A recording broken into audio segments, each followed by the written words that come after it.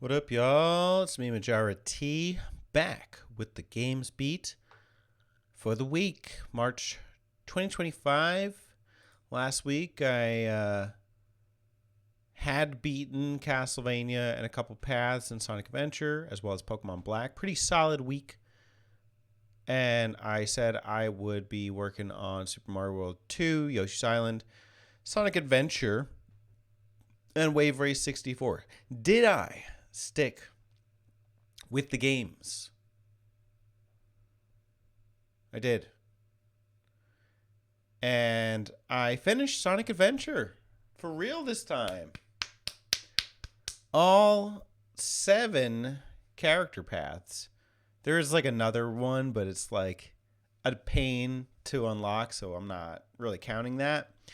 But I got my first full experience of Sonic Adventure. I had played the Sonic path many times, never finishing any of the other character paths. I was like, it's too much work. But I did, and it was worth it. I have to say, Big the Cat gets a bad rep. I did enjoy those fishing stages. I don't hate fishing mini games, and that's kind of what it felt like. And a lot of the later paths are unobtrusive. I don't find them overwhelming. So like between Amy, Big, and Gamma, their stories took me about 70 minutes each. I will say there's like always one part in one of those sub character stories, or even in Sonic's story, where I just get like super confused and lost about the objective, and there's some weird like overworld puzzle stuff I have to do.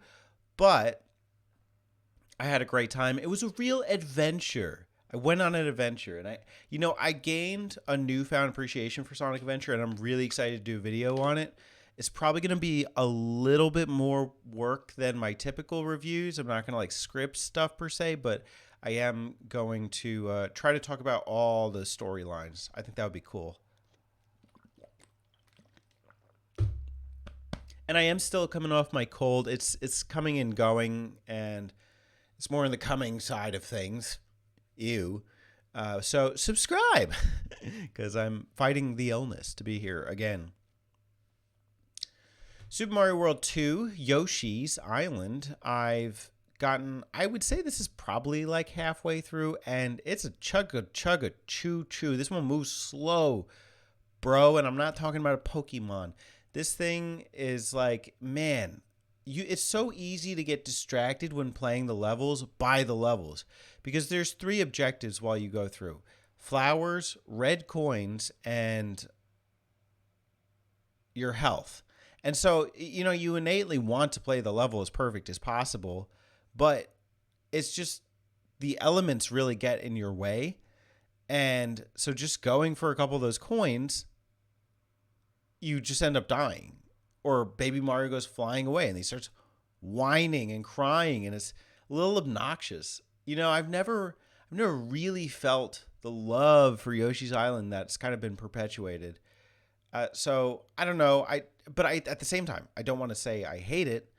I love the style, the art style, and I love the music. I didn't realize so much of future Mario soundtracks stemmed from Yoshi's Island. It's really impressive, especially as somebody who loves like Mario 64. Like, I really like some of the connections there.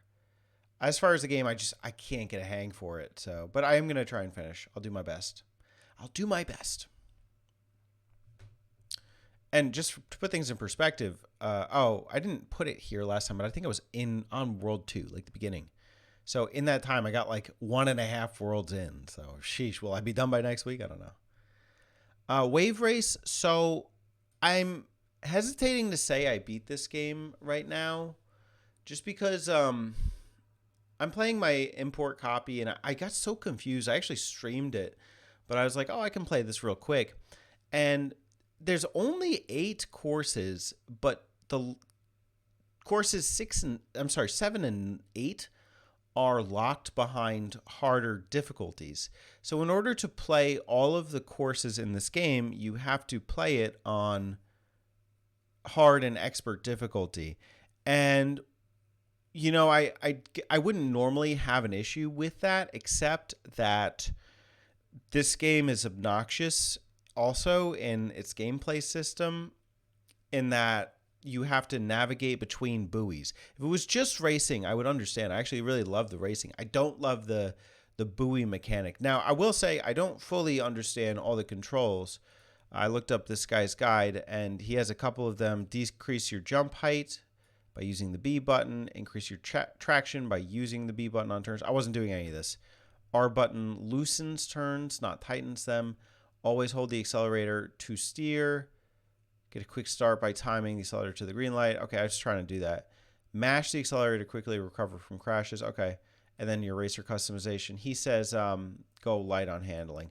And, I felt weird too because I was playing my copy that was already beaten. So I kind of cheesed by just playing the time trials of the 2 courses I didn't play through on normal difficulty.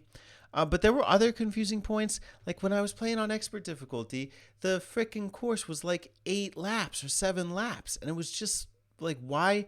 I understand on Baby Park because that thing is like 15 seconds a lap. But in Wave Race, come on. It is beautiful. I really like the water, unironically.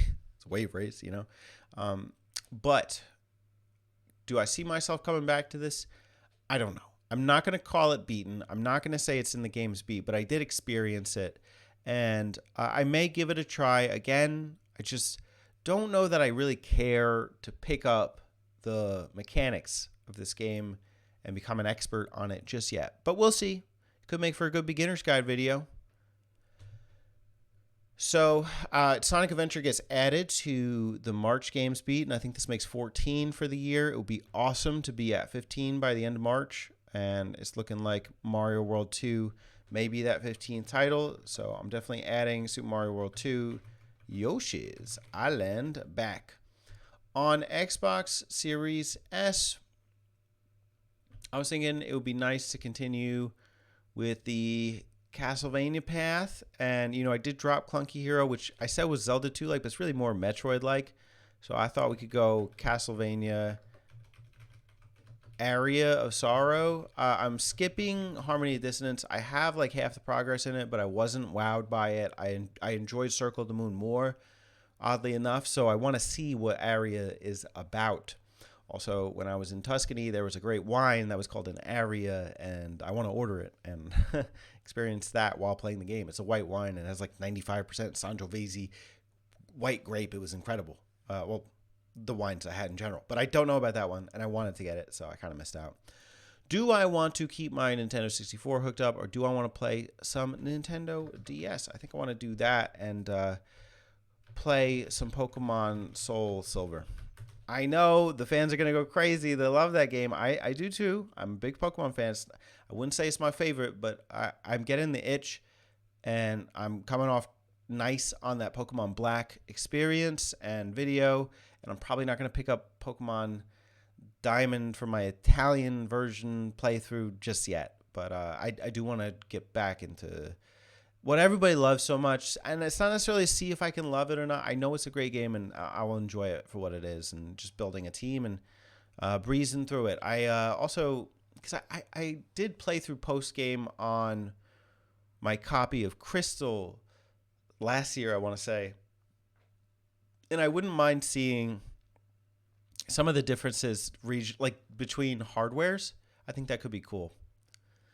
And I think that's a nice little setup for the next week. Now, I did want to bring up an idea for content. And let me know what you think. But, one struggle I'm dealing with right now is that I have great ambitions for video projects. And I'm really excited about them, and I want to do them. And then it just becomes overcomplicated. I got a script going, and then I don't finish the script, or I finish the script and I don't do the recording, and then there's editing to do, and I get psyched out. So I was thinking it could be cooler to do more like a commentary style video, like of a full playthrough of a game. Like, say, for instance, Sonic 1. I got it going, and then I just commentating, and I invite a guest on maybe if they want to talk about the game with me, if there's another Sonic 1 fan. And then boom, the video is called Sonic the Hedgehog Commentary. And there's an opportunity to do kind of like a fast edit style there, like points where we're not talking, we're just kind of watching the gameplay.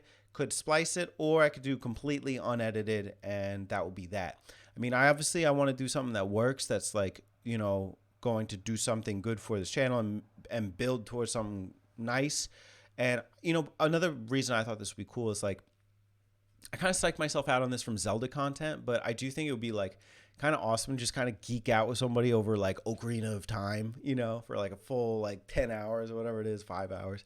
And it's a good opportunity to just kind of invite guests on and to just talk about games that they also are fans of and like through, playthroughs. Obviously, the game's got to kind of be under the 10-hour mark. I'm not doing that for a 40-hour like Elden Ring. I'm not, I enjoyed Elden Ring, but I'm not doing that.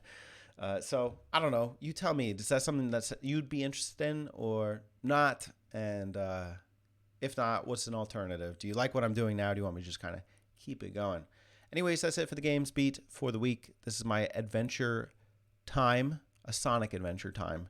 Cheers. Have a great day. Bye.